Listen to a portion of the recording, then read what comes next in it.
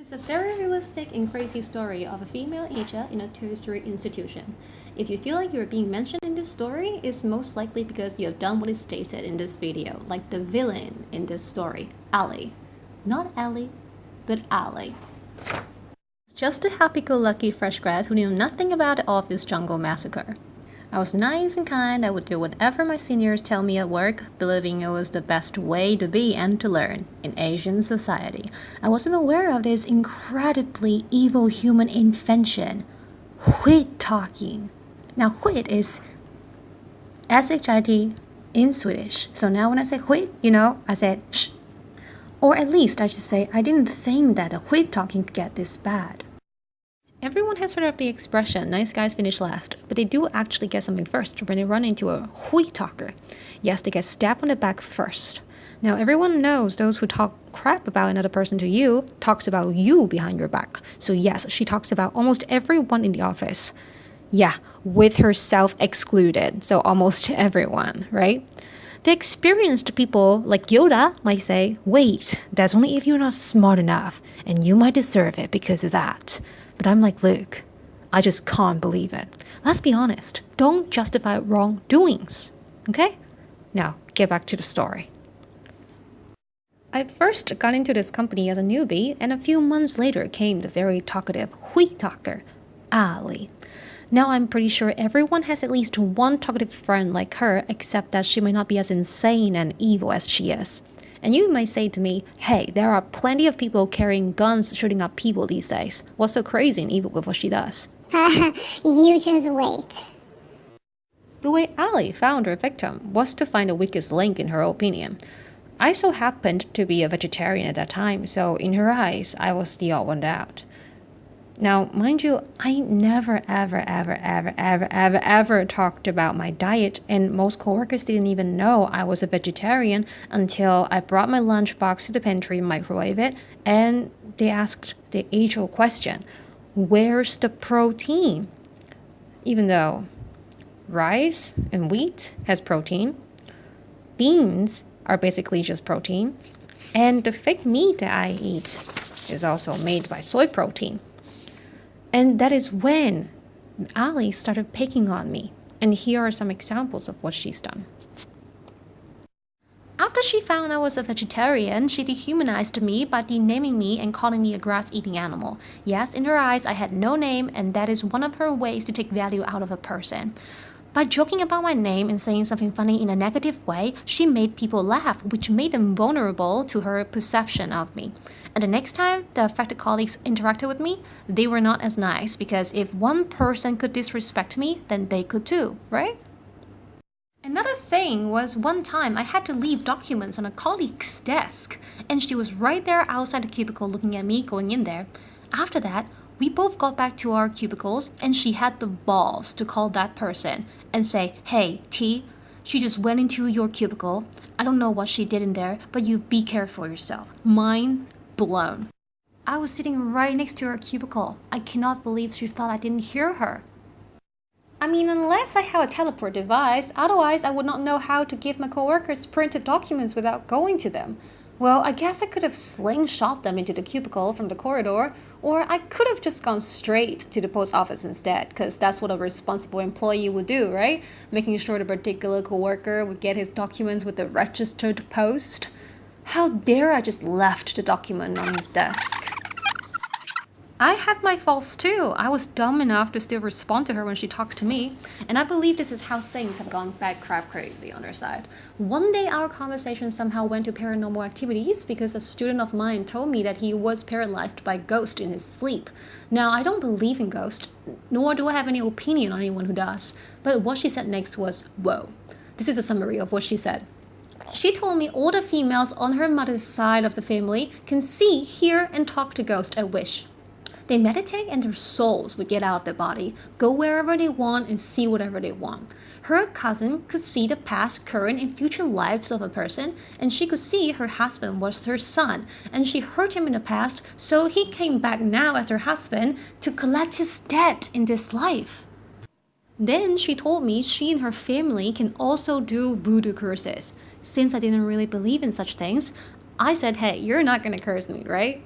As a joke, But her response was a look of wild-eyed, guilty face looking back at me without answering anything, with just mumbling sounds. Yeah, that's when wheat hits the fan. My guess is that she was afraid I would tell people what she said about her family's superpower, and that she saw even though people were slightly affected by her jokes about my diet, they didn't dislike me enough to her liking because I was actually a nice person and I got my work done. So she amped it up by telling people blatant lies about me. How she did it was that she told people something that she's done, but said that I did it instead.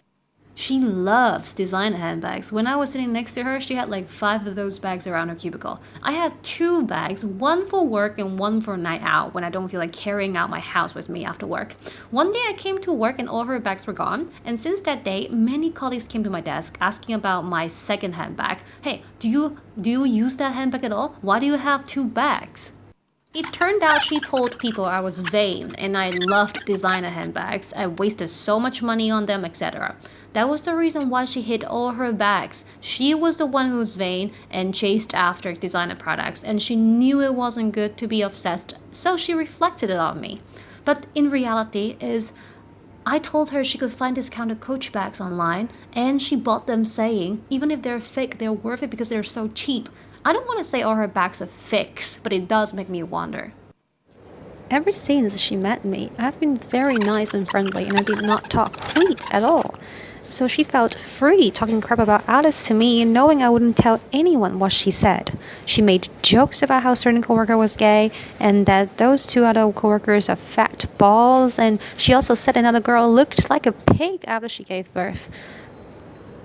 But then she told the same people I was the one who said those things. It was so bad. One of the coworkers she called fat talked to me privately, telling me she wasn't always that fat with me, looking like confused AF.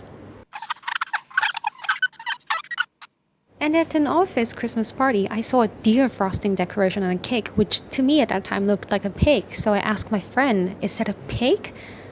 But the girl who just gave birth was right next to me, so she immediately looked up at me and asked, hey, you wouldn't think I was a pig as well, right? And I was of course like WTF again. These things happen to me almost every day in the office, and people's attitudes were getting worse and worse because the things Ali told them weren't exactly things they could confront me about, and I couldn't explain myself. People sometimes would even scold me for no reason. But hey, I was never that stupid, and that's what she's wrong about me. Otherwise, how could I expose her now?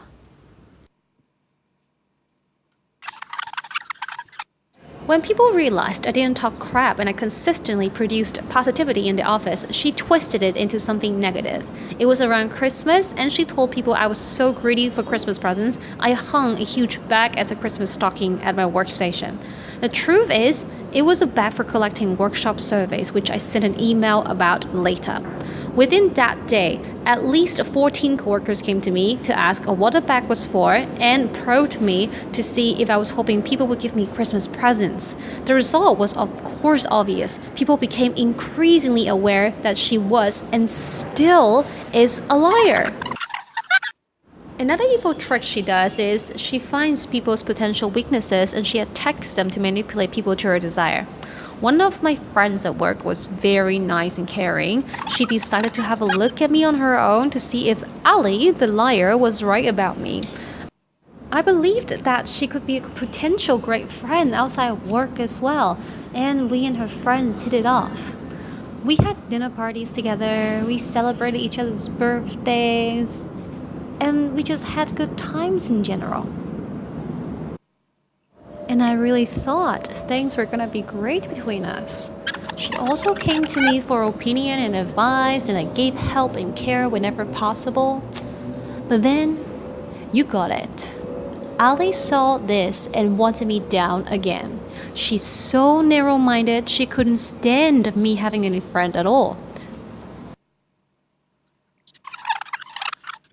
As usual, she talked to every person who was friendly to me to slander me, or she gave them so much crap for hanging out with me, so some people did not want to bother. And with my friend, she told her I talked crap about her. about her appearance, like she's fat and short, etc. My friend was very insecure about that, so she believed her. And that was not the first time she gave in to Ali. And I gave this friend a chance before already. And again, she failed and believed in Ali instead of me and acted negatively towards me. Mostly about what I eat again. Even though her friends and I were the ones who constantly encouraged her to be confident with herself. This showed me when a person's weakness is hit, they just lose it with no logic and no remembrance of what actually happened in reality. I was hurt, but not so much because I have learned not to expect much from people through this mess. But there was certainly disappointment. Luckily, the others in the group weren't affected really. To give you a picture of how much crap Ali talked, even the cleaning lady in the office was not spared. When Hui talking wasn't enough to her anymore, she started snooping around my cubicle without permission. She used my computer without asking multiple times, and when caught, she said she needed to print things out. And of course, she did not print anything afterwards and just walked back to her cubicle. She was also caught a few times walking out of my cubicle with a very guilty expression on her face when I came back from class with no reason, no explanation, and she just walked away. A while after that, I started losing my belongings in the office. And later, I found out she went into my cubicle and did the following things. She walked into my cubicle 8 times in total within my 2-week vacation and stayed in my cubicle each time from around 30 seconds to 3+ minutes each time. She took my belongings and did not return them for 1 to 2 weeks. And when she returned them, she hid them in a way like I forgot where they were. I looked for my things for days, pulling out all of my drawers, almost flipping over my table, and she thought just putting them back like that was going to be unnoticeable. Like what? These things happened after she told me about her curse casting family, and then it clicked. Voodoo magic and personal belongings. I really hope that wasn't the reason why she took my stuff, because that's just crazy. Another thing she did was she put weird shaved metal powder onto the gold chain of my handbag that I put into my drawer. So now it's rusted and completely destroyed. She's also extremely paranoid. She wanted to see if I would discover she has been to my cubicle, so she manipulated colleague A and colleague C to go there as lab rats. She told colleague C I took her stuff, so colleague C would open my drawers without my permission and duck for things. Colleague A and some other people were told that I have weird stuffed animal hanging on my cubicle, which are just my compact mirror, that is a cat, and the doll from the movie Big Hero. She is the voodoo witch, and she kept telling people that I was, again reflecting her own evil self onto others. But don't worry, people are now starting to see that she's a chronic liar and the things she says are just BS. I'm in a much safer place, people are way friendlier towards me, and I hope it stays that way. For her, she's still in the office, but she has destroyed herself and her credibility as a person with her negativity, paranoia, and psychopathic actions towards others. Unless she truly changes from the bottom of her heart, there is absolutely no hope for her to ever gain true happiness, and that is the ultimate condemn of her life.